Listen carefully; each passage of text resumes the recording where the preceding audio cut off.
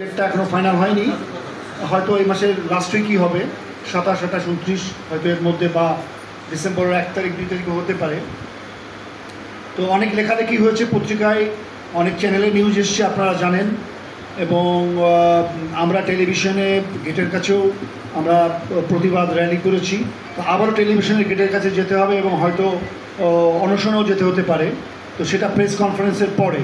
তো জসিম ভাই সার্বিক বিষয়ে কিছু বলুন, এবং আমরা আজকে এখন থেকে ফেসবুক লাইভে যাব। আমরা দুর্নীতিমুক্ত পৃথিবী চাই এবং আমাদের যে শিল্পীদের দাবি দেওয়া সেগুলো পূরণ করতে হবে। এবং আমরা কোনো সাহায্য, সহযোগিতা, অনুদান চাই না। আমাদের জন্য যে বরাদ্দ, সেই বরাদ্দর আমরা 4 আনাও পাই না। আমরা আমাদের বরাদ্দ যেমন 160 কোটি টাকা এই গত জানুয়ারি টু জুন ছিল, 95 কোটি টাকা। আবার এই ডিসেম্বর পর্যন্ত কিন্তু 160 কোটি, জানুয়ারি থেকে আবার 160 কোটি আসবে। তো 320 কোটি টাকা বাজেট। তো এই টাকাগুলো কোথায় যায়? আসলে কারো সাহস নেই কথা বলার। যেহেতু আমি সাহস করে এগিয়েছি, কারণ আমার আগে আরও কয়েকজন এগিয়েছে। তো আপনারাও এসছেন, আমরা অনুদান চাই না, আমরা ভিক্ষা চাই না। আর আমাদের একটা সাদি ভাইয়ের একটা, জসিম ভাইয়ের একটা প্ল্যান করেছে আমাদের, তবে আমাদের একটা ফাউন্ডেশনের ব্যাপারে। এবং এই আহ্বায়ক কমিটিটা, আপনার আহ্বায়কের সদস্য, এটা একটা কমিটি ঘোষণা হবে খুব তাড়াতাড়ি। তো বাকি কথা জসিম ভাই বলবে। আমরা আজকে এখনই ফেসবুকে লাইভে চলে যাব। প্লিজ জসিম ভাই।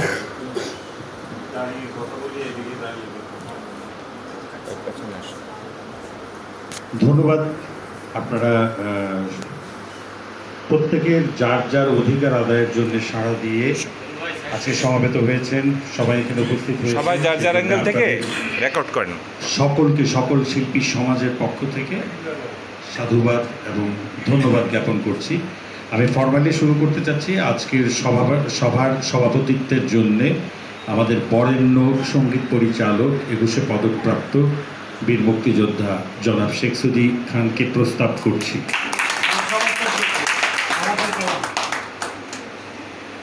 আপনারা, আমরা ব্যাকগ্রাউন্ড নিয়ে ডিটেলস কোনো কিছু আলাপ করার আসলে কোনো কিছু নেই। আপনারা জানেন, সত্যিকার অর্থে কিছু 2-3টা পয়েন্ট ধরিয়ে দিই।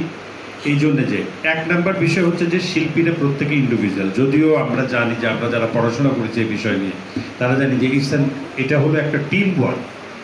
একজন সুরকার থাকবেন, একজন গীতিকার থাকবেন, তারপরে একজন অ্যারেঞ্জার মানে যিনি কম্পোজ করবেন তিনি থাকবেন, তার সাথে অসংখ্য মিউজিশিয়ান থাকবে। তাদের সম্মিলিত প্রচেষ্টায় একটি সৃষ্টি হয়।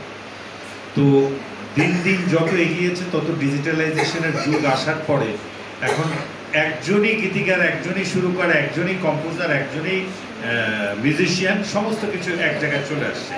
এখন আমাদের অনেক আক্ষেপ থাকে যে কেন আমাদের গানগুলো যথাযথভাবে মানুষের কাছে পৌঁছায় না। খুব ভালো কম্পোজিশন হয়েছে, খুব ভালো রিদমিক গান হয়েছে, খুব ভালো অর্কেস্ট্রেশন হয়েছে, কিন্তু কি যেন নাই মানে কি, ওই যে সিঙ্ক্রোনাইজেশনটা নাই।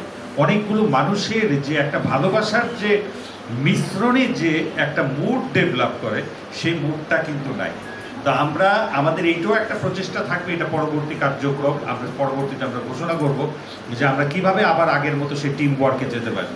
সেই জায়গাটাতে মৌলিক যে বিষয়টা, আমাদের প্রাতিষ্ঠানিক জায়গাতে সরকারিভাবে যতগুলো সাংস্কৃতিক প্রতিষ্ঠান আছে, শিল্পকলা একাডেমি, বাংলাদেশ টেলিভিশন, রেডিও, শিশু একাডেমি, কিছুটা যারা জব করেন, চাকরি করেন মিউজিশিয়ান হিসেবে গণমাধ্যম ইনস্টিটিউট আছে, সমস্ত কিছু এই জায়গাগুলোতে দেখা যায় যে প্রকৃত অর্থে, সত্যিকার অর্থে সঙ্গীতের যারা মানুষ, যারা চর্চা, শিক্ষা দীক্ষা সমস্ত কিছু করে নিয়ে যেই জায়গাটার মধ্যে এই সেক্টরটার মধ্যে জীবনটাকে স্যাক্রিফাইস করে দিয়েছে, সেই মানুষগুলোর গ্রহণযোগ্যতা নেই বললেই চলে। কারণ হচ্ছে, যে মানুষটি কষ্ট করে নিজেকে ডেভেলপ করছে সে কিন্তু কাউকে 2 পয়সা দিবে না।